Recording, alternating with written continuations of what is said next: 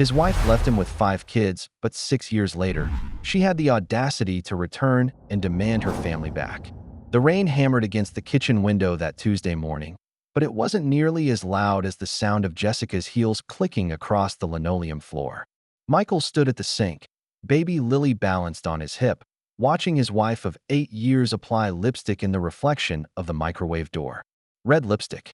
The same shade she wore on their first date. "Mommy, where are you going?" 7-year-old Emma asked from the breakfast table, milk dripping from her cereal spoon. Jessica didn't answer. She was too busy spraying that expensive perfume, the one Michael bought her for their anniversary last year when money was still tight, but hope was still strong. The baby started crying.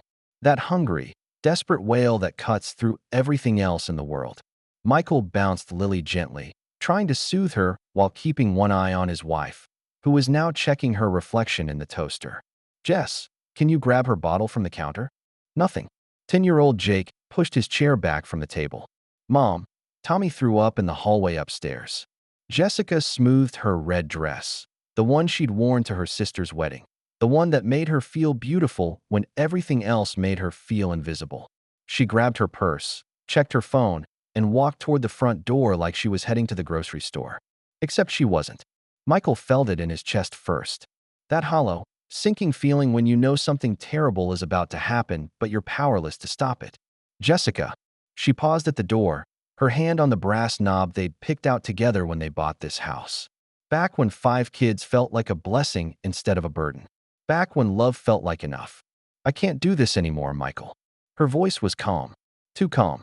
Like she'd practiced this moment in her head 100 times. The baby's crying got louder. Emma started to sniffle. Jake stood frozen in the doorway, Tommy clinging to his leg with vomit still on his pajama shirt. "Can't do what?" Michael's voice cracked despite himself. Jessica turned around then, and for a split second, he saw the woman he married.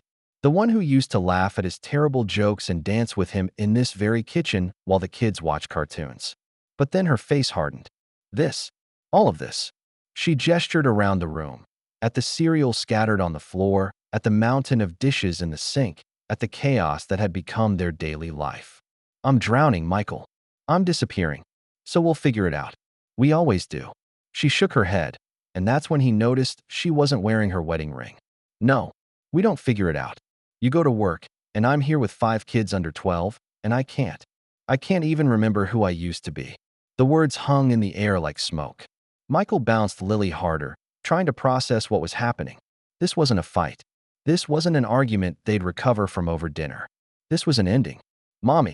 Emma's voice was small, confused. Jessica looked at her daughter, really looked at her, and for a moment, Michael thought she might change her mind. Might take off those heels and that dress, and help him clean up Tommy and feed the baby and make sense of the beautiful mess they'd created together. Instead, she walked to the trash can and dropped something inside. Her wedding ring hit the bottom with a tiny clink that somehow echoed louder than thunder. "Jessica, don't do this. The kids need you. I need you." She was already opening the door. "You'll be fine. You're stronger than me, Michael. You always were." "Mom," Jake called out, panic creeping into his voice. But she was gone. Just like that. The door slammed shut, and through the rain-streaked window, Michael watched her climb into her car. She didn't look back, didn't wave, didn't even pause to consider what she was leaving behind. The engine started. The tires screeched against wet asphalt. And then silence. Michael stood there holding his crying baby, surrounded by his confused children, feeling like someone had just reached into his chest and ripped out his heart. The cereal was still scattered on the floor. Tommy still needed a bath. Emma was still waiting for someone to explain why Mommy left in her best dress on a Tuesday morning. But there was no explanation that would make sense to a 7-year-old. Hell, there was no explanation that made sense to him. So he did what he had to do. He turned off the stove where Jessica's coffee had started to burn. He wiped Emma's tears and told her everything would be okay, a lie that tasted bitter on his tongue. He carried Tommy upstairs for a bath while Lily screamed in his arms, and Jake tried to be the man of the house at 10 years old. And somewhere between cleaning vomit and warming bottles and explaining to 5 children why their mother chose to disappear, Michael Carter became a single father. He didn't chase her down the street. He didn't call her phone or beg her to come back. He couldn't, because someone had to stay. Someone had to hold this family together while it fell apart. 6 years. 6 long, exhausting, beautiful years of lunchboxes and scraped knees and school plays and midnight shifts at the garage. 6 years of being mother and father and everything in between. 6 years of watching his children learn to live without the woman who brought them into this world. Michael rebuilt his life piece by piece. The kids grew up. Jake got into college. Emma learned to braid her own hair. Tommy stopped asking when mommy was coming home.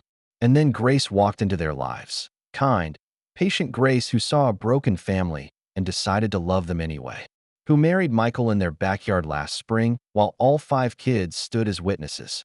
Who turned their house back into a home. They were happy. Finally, genuinely happy.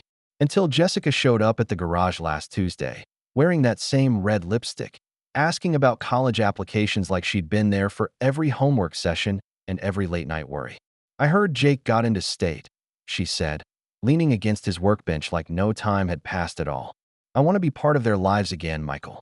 I want my family back." And Michael felt that same hollow feeling in his chest, the one that warned him something terrible was about to happen. But this time, he wasn't powerless to stop it. Grace was arranging flowers in the front window when she saw the unfamiliar car pull into their driveway. A silver sedan, freshly washed, with someone sitting behind the wheel checking their reflection in the rearview mirror. She'd been married to Michael for barely a year, but she knew this neighborhood, knew which cars belonged and which ones didn't. This one definitely didn't belong. The driver's door opened, and out stepped a woman in her mid-30s with perfectly styled blonde hair and a casserole dish balanced in her manicured hands. She looked like she belonged in a magazine, the kind that featured articles about work-life balance and finding yourself after motherhood. Grace felt her stomach drop before she even knew why. The woman walked up their front steps like she owned them, rang the doorbell like she had every right to be there. And when Grace opened the door, she smiled with the confidence of someone who'd never doubted her place in the world. "You must be Grace. I'm Jessica." The name hit like a physical blow. This was her. The woman who'd walked out on 5 children and never looked back. The ghost that haunted the edges of every family dinner and school event. The mother who existed in old photographs and carefully worded explanations. Standing on their doorstep holding what appeared to be apple pie. "I brought dessert," Jessica continued, like this was a planned visit between old friends. "Hope you don't mind me dropping by." Grace's training as a social worker kicked in. The ability to stay calm in crisis situations, to assess and respond rather than react. But this wasn't work. This was her family, her home, her life being invaded by a woman who had no right to be here. "The children are doing homework," Grace managed, though she stepped aside to let Jessica in. What else could she do? Slam the door in the face of her stepchildren's biological mother? Jessica walked into the living room like she was conducting an inspection.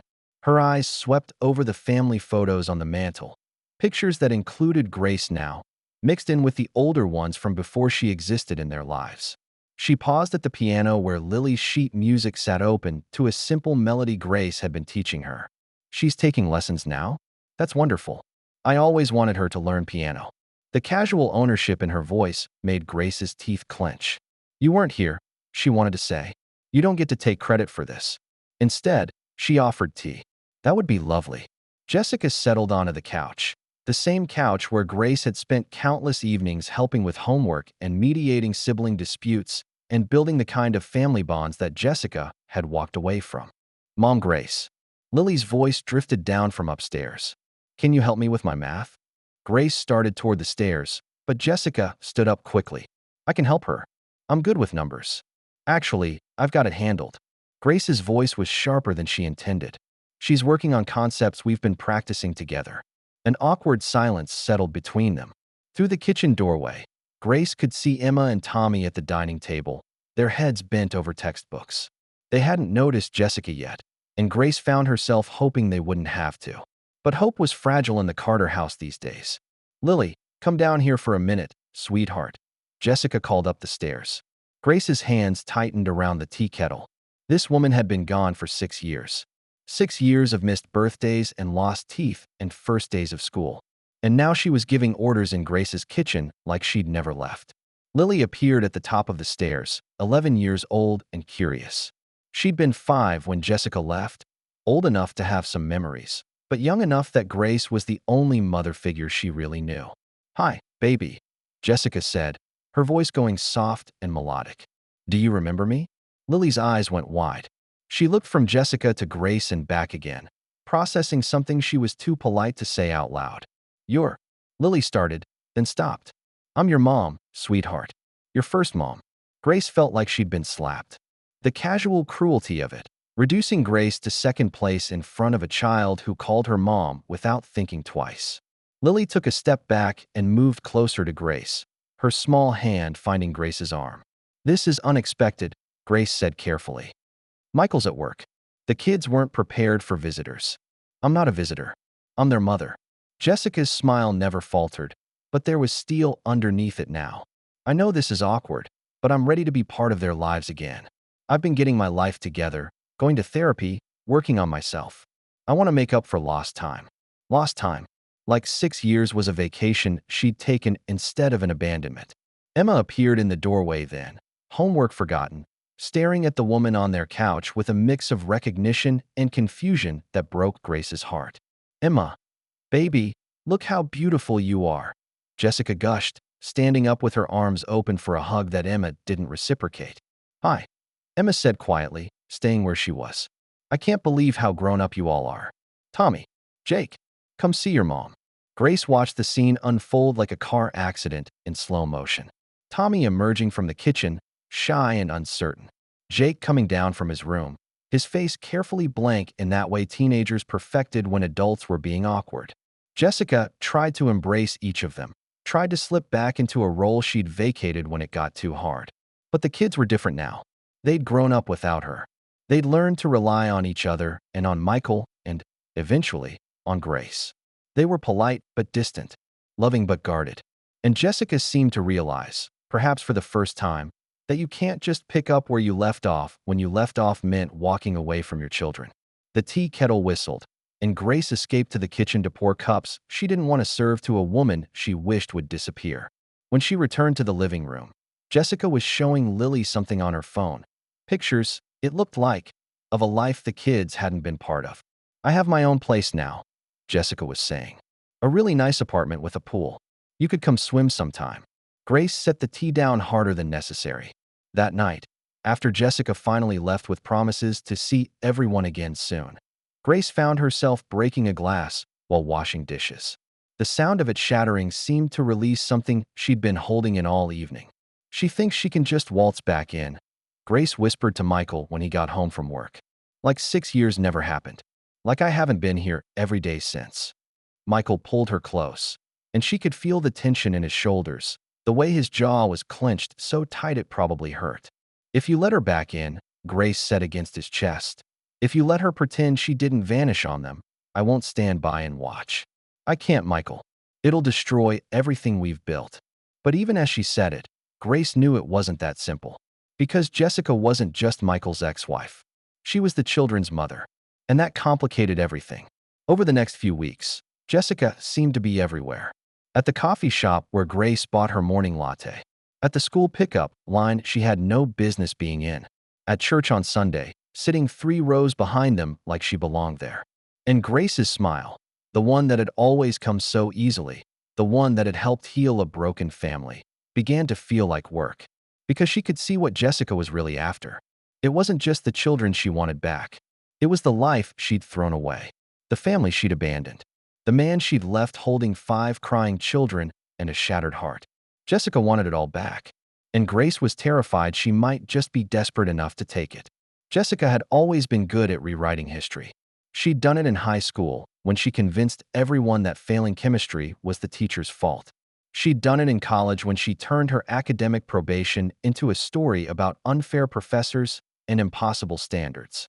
Now she was doing it with 6 years of abandonment, spinning her absence into something noble, something tragic, something that made her the victim instead of the woman who walked out on 5 children. Postpartum depression, she told Michael's sister Karen over coffee at the diner downtown. "I was drowning, and Michael never noticed. He was so focused on work, on providing, that he couldn't see I was falling apart." Karen had raised 3 kids herself. She knew what exhaustion looked like, what desperation felt like. But she also remembered the Jessica from before, the one who complained about dirty diapers at family gatherings, who rolled her eyes when the kids got too loud, who always seemed to be looking for an escape route. "Where were you for 6 years, Jess?" Karen asked quietly. Jessica's perfectly applied mascara didn't smudge, but her voice did. Just enough to sound broken. Just enough to sound real. Getting help. Getting better. Learning how to be the mother they deserved. It was a beautiful story. Clean. Simple. Tragic enough to generate sympathy without being so tragic that people asked uncomfortable questions. The only problem was that it wasn't true. Michael found out about Jessica's narrative when Emma came home from school in tears, her friend Ashley's mom having cornered her in the pickup line with too many questions and not enough sensitivity. "Is it true Dad didn't help when you were babies?" Emma asked, her 16-year-old heart trying to process information that didn't match her memories. Ashley's mom said maybe Mom was just sick and needed space. Michael felt something crack inside his chest. He'd spent 6 years protecting his children from the truth about their mother's abandonment, and now Jessica was weaponizing that protection against him. "Your mom made her choice, Em. She wasn't sick. She was selfish, and I won't let her rewrite what happened just because she's decided she wants back in." But Emma was 16, and 16-year-olds believed in redemption stories. They believed people could change, that love could conquer everything, that families could be repaired with enough wanting. "Maybe she's different now," Emma said. Maybe she really did get help. That's when Michael realized Jessica wasn't just trying to win back the kids. She was trying to win the war for the truth itself. The text messages started a week later. Jessica had somehow gotten the kids' phone numbers, probably from Emma, who still believed in fairy tale endings. "I miss you so much," she wrote to Lily. "I think about you every day. I'm sorry I had to go away, but I'm better now. You're almost graduating," she texted Jake. "I'm so proud of you. I wish I could have been there for more of your accomplishments. Sweet Tommy," she messaged her middle son. "You probably don't remember much about me, but I remember everything about you. Your laugh, your curiosity, the way you used to fall asleep in my arms." Each message was crafted carefully, designed to make the kids feel special, chosen, loved. Designed to plant seeds of doubt about why she'd really left and why she'd stayed away so long. Grace found Lily's phone open on the kitchen counter one afternoon, the message thread clearly visible. She read the words with growing horror, recognizing the manipulation tactics she'd learned about in her social work training. Love bombing, guilt induction, emotional blackmail disguised as maternal affection. "Lily's sweetheart," Grace called upstairs. "Can you come down for a minute?" When Lily appeared, Grace held up the phone gently. "Are you okay? These messages seem pretty intense." Lily's face crumpled. "She says you kept her away from us." "Is that true, Mom Grace? Did you make her stay away?" The question hit like a physical blow. Grace had spent 3 years earning the right to be called Mom by this little girl. 3 years of braided hair and bedtime stories and scraped-knee comfort. And now Jessica was trying to poison that bond with lies. "No, baby. I didn't even know your dad until long after she left. She made that choice all by herself." But Grace could see the doubt in Lily's eyes, the confusion, and she realized that fighting Jessica's lies with truth might not be enough. Because lies often sounded more appealing than reality, especially when reality involved accepting that your mother chose to abandon you. The breaking point came on a Thursday evening when Grace was helping Tommy with his science project. They were building a volcano, something messy and fun that required newspaper spread across the dining room table and careful measurements of baking soda and vinegar. Grace was laughing at Tommy's excitement, her hands covered in papier-mâché, when her phone buzzed with a text from an unknown number. "We were fire, remember? Grace will never know you like I do." The message was clearly meant for Michael, but Jessica had sent it to Grace instead. Whether by accident or design, Grace couldn't tell. But reading those words, seeing the casual intimacy, the possessive confidence, made something snap inside her chest. She excused herself from the volcano project and walked outside to call Michael at the garage. "She's not just trying to get the kids back," Grace said without preamble. "She wants you too. She texted me by mistake, talking about how you two were fire and how I'll never know you like she does." The silence on Michael's end stretched so long Grace thought the call had dropped. "Michael, I'm here." His voice was tight, controlled. "Grace, I need you to know. I know you love me. I know you chose me. But I'm losing my mind here, Michael. She's everywhere. She's texting the kids, spreading lies about why she left, trying to make me the villain in their story. And I can feel them starting to doubt. Not just me, but everything we've built together. That night, Grace did something she hadn't done since her father died. She cried in front of the children. Not sobbing, not dramatically. Just quiet tears while she helped Lily with homework. The stress and exhaustion finally breaking through the calm facade she'd maintained for weeks. "Are you okay, Mom Grace?" Lily asked, her small hand reaching out to touch Grace's arm. Grace wiped her eyes and smiled, the same tired smile she'd been wearing too often lately. "I'm fine, sweetheart. Just tired." But she wasn't fine. She was drowning in someone else's chaos, fighting a war she'd never asked to join, watching a woman who'd made abandonment look like love try to unmake everything Grace had spent 3 years building. The next morning, Jessica showed up at the house again. This time without the pie, without the pretense of politeness. This time with a folder full of papers and a lawyer's business card. "I'm filing for shared custody," she announced, standing in Grace's kitchen like she owned it. The kids deserve to have their real mother in their lives. Grace felt something cold settle in her stomach. "You can't be serious." "I'm completely serious. I've been in therapy. I have a stable job, a nice apartment. I can provide for them now in ways I couldn't before." Jessica's smile was sharp now, predatory. "The court will see that I'm ready to be their mother again." "You were never their mother," Grace said quietly. "Not really. Mothers don't abandon their children when things get hard. And stepmothers don't get to erase the women who gave birth to those children." The words hung between them like a challenge. Jessica was done pretending to be grateful for Grace's role in the kids' lives. She was done playing nice, done pretending this was about what was best for the children. This was about winning, about proving that blood mattered more than presence, that DNA trumped devotion, that the woman who gave birth would always matter more than the woman who stayed. Grace stood in her own kitchen, surrounded by evidence of the life she'd built. The kids' artwork on the refrigerator, the family calendar full of activities she'd organized, the coffee mug that said, "World's Best Mom," that Lily had given her last Mother's Day, and realized she was about to lose it all. Because the law didn't care who had been there for midnight fevers and first heartbreaks. The law cared about biological connections and parental rights and the assumption that every mother deserved a second chance. Even mothers who had thrown their first chance in the trash along with their wedding rings. The family court building smelled like disinfectant and broken dreams. Grace sat in the hallway outside courtroom 3, watching Michael pace back and forth while their lawyer reviewed case files that felt like they were reading someone else's life. "She's been gone for 6 years, Michael muttered, his voice tight with frustration.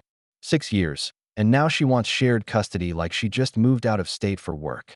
Grace smoothed her skirt, the conservative navy blue one her lawyer had recommended, the one that said responsible stepmother instead of woman fighting for her family. Everything about this day felt performative, scripted, like they were all playing roles in a drama none of them had auditioned for. "The judge will see through this," their lawyer, Ms. Rodriguez, said quietly. "Her abandonment is well documented. No child support, no contact, no attempt to maintain a relationship. That doesn't disappear just because she's decided she wants to be a mother again." But Grace had worked in family services long enough to know that the law was complicated, that judges sometimes made decisions based on potential rather than history, on what could be rather than what was. Through the courtroom doors, she could hear Jessica's voice, confident, composed, telling her version of the story to a judge who'd never seen Emma's tears when her mom missed her birthday for the 3rd year in a row, who'd never held Lily during nightmares about being abandoned again. "Carter family," the bailiff called. Grace's hands were shaking as they walked into the courtroom. She'd testified in court before, but always as a professional, always advocating for other people's children. Never for her own. Because that's what they were now. Her children. Not biologically, but in every way that mattered. She'd earned the right to call them hers through 3 a.m. fevers and soccer practices and homework battles and bedtime stories. She'd earned it by staying when someone else had chosen to leave. Judge Morrison was a thin woman in her 50s with kind eyes and a reputation for fairness. Grace tried to find comfort in that as Jessica's lawyer presented their case. A narrative of maternal instinct delayed but not denied, of mental health struggles overcome, of a woman ready to reclaim her place in her children's lives. My client acknowledges her past mistakes, Jessica's lawyer said smoothly. But she spent the last 6 years in therapy, building stability, preparing herself to be the mother her children deserve. The court must consider not just where she's been, but where she is now. Jessica looked perfect sitting at the plaintiff's table. Professional but maternal, polished but not intimidating. She'd chosen her outfit carefully, a soft pink blouse that suggested nurturing, minimal jewelry that implied humility, just enough makeup to look put together without seeming vain. She was performing motherhood for an audience that had never seen her fail at it. When it was their turn to present, Ms. Rodriguez focused on the facts. The abandonment, the lack of contact, the trauma to the children. But facts felt cold in a room where Jessica's tears looked so genuine, where her regret seemed so real. Your Honor, Ms. Rodriguez said, Mr. Carter has been both mother and father to these children for 6 years. His current wife, Grace Carter, has been their primary maternal figure for 3 years. The children are thriving in a stable, loving environment. Disrupting that stability to accommodate a parent who voluntarily relinquished her role would be detrimental to their well-being. Then came the moment Grace had been dreading. The children's testimony. Jake went first. At 18, he was legally an adult, but the pain in his voice made him sound like the 10-year-old boy who'd watched his mother drive away. She left, he said simply when asked about his relationship with Jessica. She didn't call on my birthdays. She didn't come to my graduation. She didn't help with college applications. Grace did all of that. Grace has been my mom for 3 years, and Jessica is just someone who used to live in our house. Emma was harder to watch. 16 and idealistic. She wanted to believe in redemption stories, wanted to think people could change. But when Jessica's lawyer asked her about wanting to rebuild a relationship with her mother, Emma looked directly at Grace. I already have a mom, she said quietly. Grace never left us. Grace chose us every day. Tommy, at 13, was angry in the way teenagers get when adults disappoint them. She can't just come back and pretend like nothing happened. We don't need her anymore. But it was Lily's testimony that broke Grace's heart. At 11, she was old enough to remember Jessica, but young enough to have been shaped more by Grace's presence than her mother's absence. I call Grace Mom, Lily said, her voice small but clear in the formal courtroom. She braids my hair and helps with homework and comes to my piano recitals. She reads me stories and makes me feel safe. I don't understand why someone who went away wants to take her place now. When Jessica's lawyer asked if she'd like to spend time with her birth mother, Lily looked confused. But what about Mom Grace? Will she still be my mom too? The uncertainty in that little voice, the fear that loving one mother might mean losing another, made Grace's chest tight with rage and grief. During the recess, Grace excused herself to the bathroom and let herself cry for exactly 2 minutes. Then she splashed cold water on her face, reapplied her lipstick, and went back to fight for her family. The judge's decision came after what felt like hours of deliberation, but was probably only 30 minutes. This is a complex case involving the best interests of 5 children and the rights of their biological mother. Judge Morrison began. While the court recognizes Mrs. Jessica Carter's desire to reconnect with her children, we cannot ignore the impact of her 6-year absence on their emotional well-being. Grace held her breath. However, the court also believes that children benefit from relationships with both biological parents when those relationships can be maintained safely and appropriately. Grace's heart sank. Therefore, this court will grant limited, supervised visitation rights to Mrs. Jessica Carter. These visits will take place at the County Family Services Center with a trained supervisor present for 2 hours every other Saturday. After 6 months, we will review the arrangement and consider any modifications based on the children's adjustment and well-being. Jessica smiled like she'd won the lottery. Grace felt like she'd been punched in the stomach. Supervised visitation. It wasn't the shared custody Jessica had asked for, but it was access. It was a foot in the door. It was the beginning of Jessica inserting herself back into lives she'd abandoned. Walking out of the courthouse, Grace felt hollowed out, scraped clean of the confidence she'd carried into that building. The judge had been fair, even sympathetic, but fairness didn't always align with what felt right. It could have been worse, Ms. Rodriguez said, trying to offer comfort. Supervised visits are very limited. The children still live with you. This doesn't change your day-to-day life. But Grace knew better. This changed everything. Because now Jessica had legal standing, official recognition, court-approved access to the children Grace had raised. Now she could use those supervised visits to slowly rebuild relationships, to plant doubts, to chip away at the bonds Grace had spent years forming. That night, Grace sat in her car in their driveway for 20 minutes before going inside. Through the kitchen window, she could see Michael helping Tommy with homework, could see Emma setting the table for dinner, could see the normal, beautiful chaos of the family they'd built together. A family that Jessica was now legally entitled to disrupt every other Saturday. When Grace finally walked through the front door, Lily ran to her with a hug that felt desperate. "Are you still going to be my mom?" she whispered. Grace knelt down so they were eye level, her hands framing Lily's face gently. "Always," she said, hoping it was a promise she could keep. "No matter what happens, I will always be your mom." But even as she said the words, Grace felt something cold and sharp settling in her chest. Because she'd learned something terrible in that courtroom today. Love wasn't always enough. Being there wasn't always enough. Sometimes, the law sided with biology over devotion, with potential over proof, with the woman who gave birth over the woman who stayed. And sometimes, the person fighting hardest for the family was the one most likely to lose it. Grace held Lily close and wondered how you protect children from a mother determined to reclaim them, how you fight someone who'd weaponized abandonment into a redemption story. She was about to find out. Grace had always been the calm one, the one who mediated sibling fights with patience, who handled emergencies with steady hands, who never raised her voice even when the chaos of 5 children threatened to overwhelm their small house. But standing at her kitchen window, watching Jessica walk through their backyard like she owned it, Grace felt something snap inside her chest. Jessica wasn't supposed to be there. The supervised visitation happened at the Family Services Center, not in their home. Not in the space Grace had carefully cultivated into a sanctuary for children who'd already been abandoned once. Through the glass, Grace could see Jessica examining the swing set Michael had built last summer, the one where Lily practiced her gymnastics routines and Tommy hung upside down like a monkey. Jessica ran her fingers along the chains, tested the stability of the wooden frame, like she was inspecting property she was considering buying. Then she moved toward the back deck, where Grace kept her garden tools and where the kids' bicycles were lined up in various stages of use and abandonment.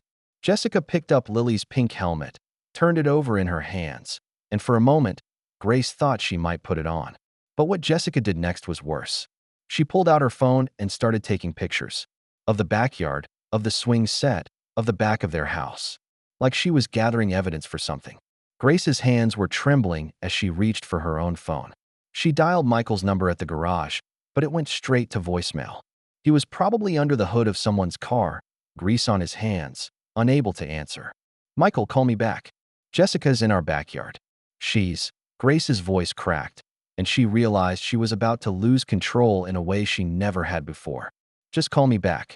Through the window, she watched Jessica walk up to the sliding glass door and cup her hands against it, peering inside like she was trying to see into their lives. Into the kitchen where Grace made breakfast every morning, where homework happened at the counter, where family meetings took place over Sunday pancakes. That's when Grace saw what Jessica was holding. Their wedding photo. The one that usually sat on the mantel in the living room. The one of Grace and Michael dancing at their reception while all 5 kids cheered in the background. Jessica had somehow gotten inside their house and taken it. Grace's vision went white around the edges. She marched to the back door and yanked it open with more force than necessary. The sound echoed across the yard like a gunshot. "What are you doing here?" Jessica turned around slowly, the photo still in her hands, and smiled that same casual smile she'd worn when she showed up with the apple pie weeks ago. "I was just looking around. This is still half my house, technically. We never finalized the property settlement. This isn't your house. You gave up any claim to this house when you walked out 6 years ago." Grace's voice was louder than she'd ever heard it, and she realized the neighbors might be listening, but she didn't care anymore. "I was just curious about what you'd done with the place." Jessica gestured around the yard like she was giving a tour. "The swing set is nice. The kids seem happy here." "Put the photo down." Jessica looked at the frame in her hands like she'd forgotten she was holding it. "This is beautiful. You look so happy." There was something in her voice that Grace couldn't identify. Wistfulness? Regret? Or something darker? "Put it down. You know, I used to imagine what it would be like if someone else married Michael. I thought about it sometimes, during the bad years when I was figuring things out. But I never imagined someone like you. Grace felt her chest tightening. Someone like me? So perfect. So calm. So maternal. Jessica said the word like it tasted bitter. The kids love you. Michael loves you. You stepped right into my life and made it better than I ever could. There was something dangerous in Jessica's tone now, something that made Grace take an instinctive step backward toward the house. I didn't step into your life. You threw your life away. There's a difference. Jessica's smile faltered for the first time since she'd reappeared in their lives. You think you know what it was like? Being trapped in this house with 5 screaming children and a husband who worked 16-hour days just to keep us afloat? You think you understand what it felt like to disappear a little more every day until you couldn't remember who you used to be. I think I understand that you had choices. And you chose to leave. And you chose to stay. Jessica's voice was soft now, almost whispered.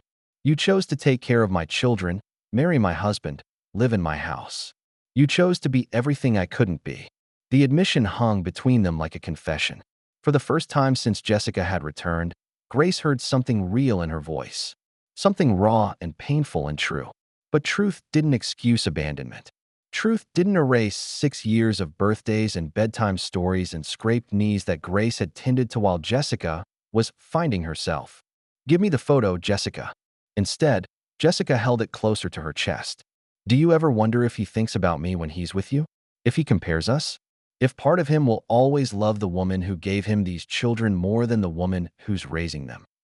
The question hit like a physical blow, striking at every insecurity Grace had buried since the day she'd fallen in love with a single father of 5. She'd wondered, of course, late at night when Michael was quiet, when he looked at old pictures with an expression she couldn't read, when he talked about before in careful, measured words. But she'd never let herself dwell on those doubts.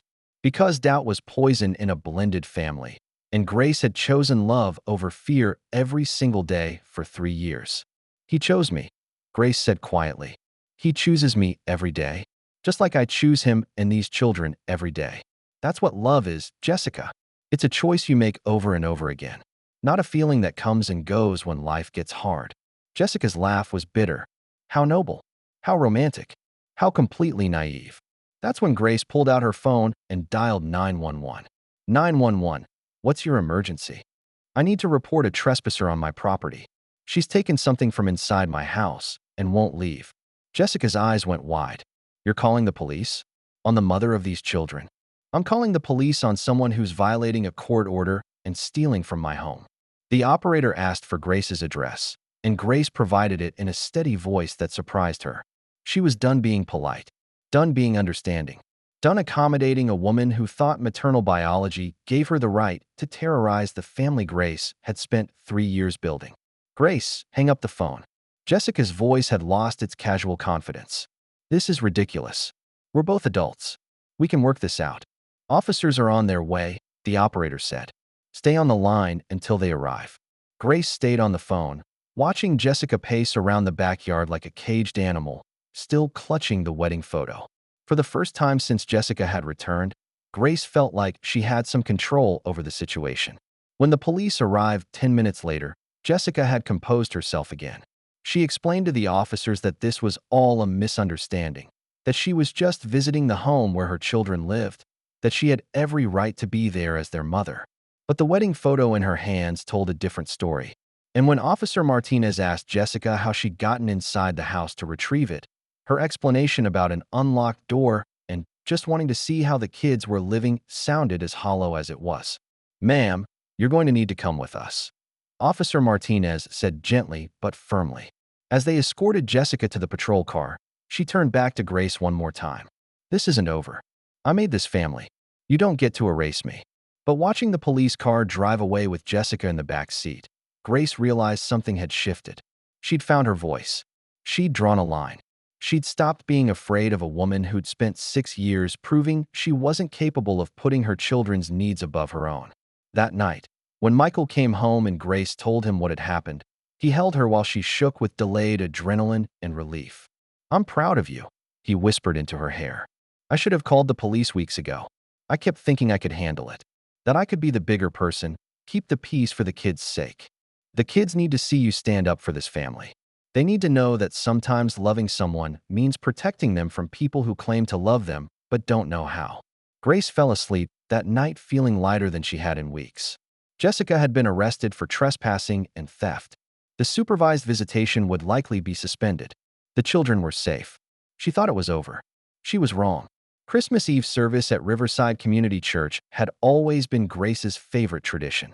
The sanctuary glowed with candlelight. The choir's voices lifted familiar hymns toward the vaulted ceiling, and for one night, the whole world felt hushed and holy.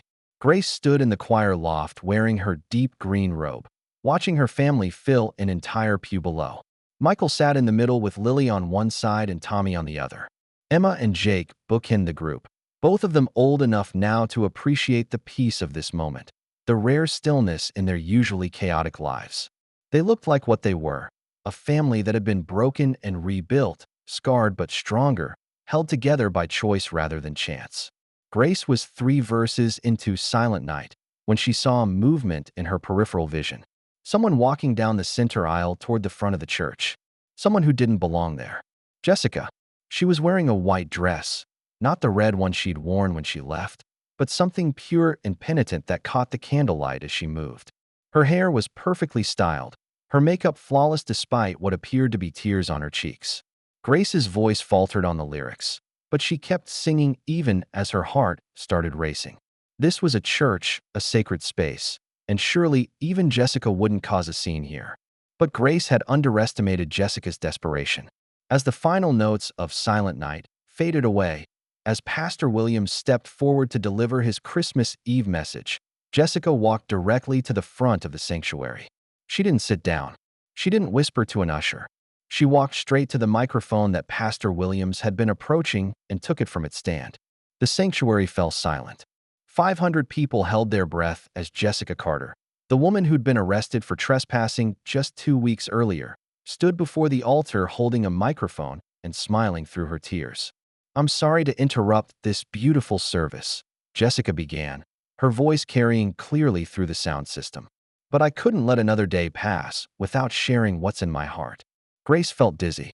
This couldn't be happening. Not here. Not on Christmas Eve. Not in front of the entire congregation that had watched Grace and Michael build their life together. Down in the pew, she could see Michael half rising from his seat, could see the confusion and horror on the children's faces as they realized what was happening. "My name is Jessica Carter," she continued, and Grace heard murmurs ripple through the congregation as people recognized the name, remembered the story. "Some of you know me as the woman who left her family 6 years ago. The woman who abandoned her children when they needed me most." Pastor Williams approached the podium, clearly intending to intervene, but Jessica held up her hand. "Please, let me finish. This is important. I made terrible mistakes," Jessica said, her voice breaking at just the right moments. "I was sick, mentally, emotionally, spiritually. I didn't know how to ask for help. I didn't know how to be the mother my children deserved. So I ran away like a coward, thinking they'd be better off without me." Grace watched in horrified fascination as Jessica delivered what was clearly a rehearsed speech, designed to generate maximum sympathy and minimum accountability.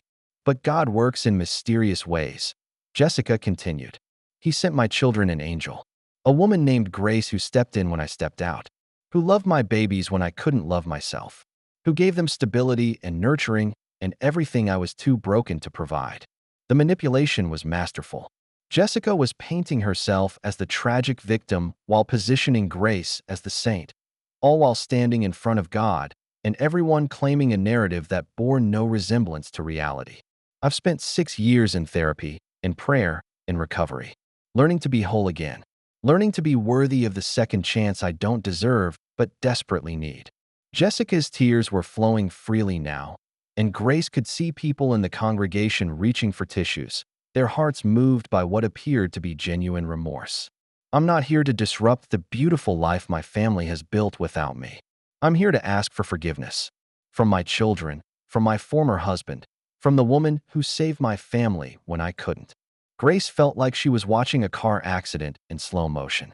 Jessica was hijacking Christmas Eve service, manipulating a sanctuary full of people who believed in redemption and second chances, using their faith against them.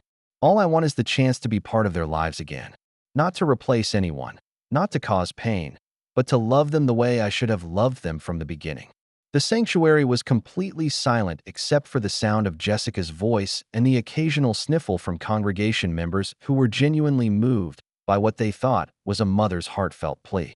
Grace looked down at her family and saw Lily crying, saw Emma's face red with embarrassment, saw Jake staring at his hands like he wanted to disappear. Michael looked like he was about to storm the altar, and only Tommy seemed angry enough to match what Grace was feeling. This was supposed to be their sacred space, their Christmas tradition, their moment of peace in a year that had been filled with Jessica's chaos. And Jessica had violated even that. When Jessica finally finished her speech and handed the microphone back to Pastor Williams, the congregation sat in stunned silence. A few people even clapped, moved by what they thought was a genuine moment of repentance and reconciliation. Grace wanted to scream. She wanted to grab the microphone herself and tell the truth about Jessica's manipulation, about the trespassing, about the psychological warfare she'd been waging against children who'd already been traumatized by her abandonment.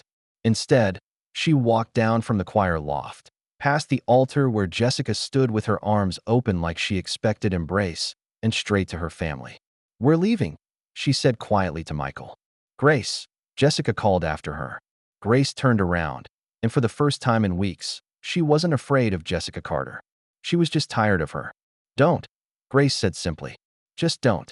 They filed out of the sanctuary while Jessica watched, her white dress catching the candlelight, her performance complete, but her audience walking away. In the parking lot, Grace felt like she could finally breathe again. The cold December air cut through the suffocating atmosphere of Jessica's manufactured drama. "Are we pressing charges?" Michael asked, his jaw tight with barely controlled fury.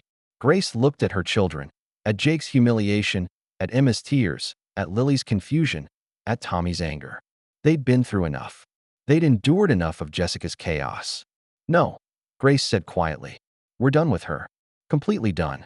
The next morning, Grace did something that surprised everyone, including herself. She called Jessica and asked to meet for coffee. They sat across from each other at a small cafe downtown.